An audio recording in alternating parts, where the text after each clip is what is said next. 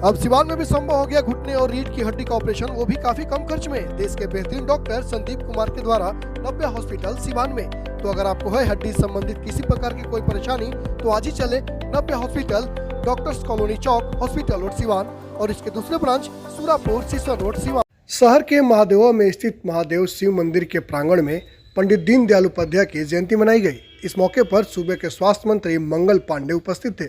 साथ ही जिला के भाजपा जिलाध्यक्ष संजय पांडे, दरौदा विधायक व्यास सिंह, पूर्व सांसद ओम प्रकाश यादव के साथ साथ भाजपा के कई कार्यकर्ता मौजूद थे।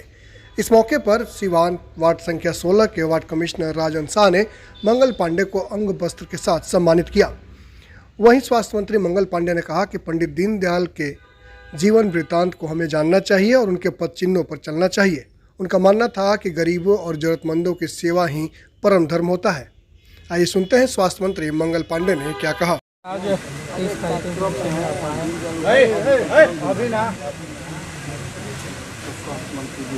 आज पंडित दीनदयाल उपाध्याय जी के जन्म जयंती के अवसर पर हम सब पार्टी के वरिष्ठ नेता उनको अपना श्रद्धा सुमन आज अर्पित करते हैं, अपनी श्रद्धांजलि निवेदित करते हैं। और इस अवसर पर हम सब लोग संकल्प लेते हैं कि पंडित दीनदयाल उपाध्याय जी ने इस देश के गरीबों के लिए जो सपना देखा था, गरीबों के विकास के लिए जो कार्य योजना बनाने की नीति बनाई थी, हम सब लोग उस काम को बेहतर ढंग से आदरणीय प्रधानमंत्री नरेंद्र मोदी जी के नेतृत्व में कर सकें और कर रहे हैं। और निश्चित रूप से समाज के अंतिम पायदान पर बैठे हुए व्यक्ति को केंद्र में रख के विकास के योजनाओं को बनाना और उसको क्रियान्वित करना, यह जो दीनदयाल उपाध्याय जी की सोच थी, उस सोच को आज आदरणीय प्रधानमंत्री नरेंद्र मोदी जी के नेतृत्व में जमीन पे हम सब लोग साकार रूप में होते हुए देख रहे हैं। इसकी प्रसन्नता और खुशी हम सब लोगों को है।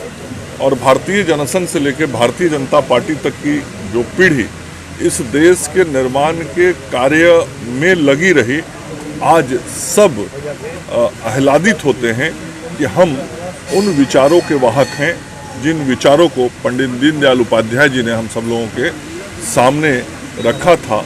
और उस एकात्म मानव दर्शन, एकात्म मानववाद के विचार को लेकर समाज के गरीब लोगों के विकास की चिंता करते हुए हम सब सांगठनिक रूप से भी और सरकार में जहाँ सेवा करने का अवसर मिला है, सरकार में भी कर रहे हैं। दीनदयाल उपाध्याय जी ने युवाओं को जगाने के लिए प्रयास किया था। वैसे में आप स्वास्थ्य मंत्री भी हैं। आज के समय में देखा जाए तो कई ऐसे युवा हैं जो नशे की तरफ भाग रहे हैं, उनके लिए क्या मैसेज देना चाहेंगे, क्या उनका?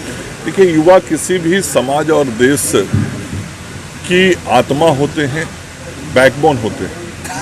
और युवाओं पर ही उस समाज और देश का भविष्य निर्भर करता है। निश्चित रूप से हमारी जो आज देश की आबादी है, बड़ी आबादी युवा आबादी है। लगभग 65% आबादी युवा है। और 65% आबादी जो युवा है वही भारत के भविष्य को तय करेगी। आत्मनिर्भर भारत के प्रधानमंत्री जी के कल्पना को, संकल्पना को जमीन पे उतारेगी। और युवाओं का हर क्षेत्र के विकास में महत्वपूर्ण योगदान होता है, चाहे वह सामाजिक हो, आर्थिक हो या शैक्षणिक।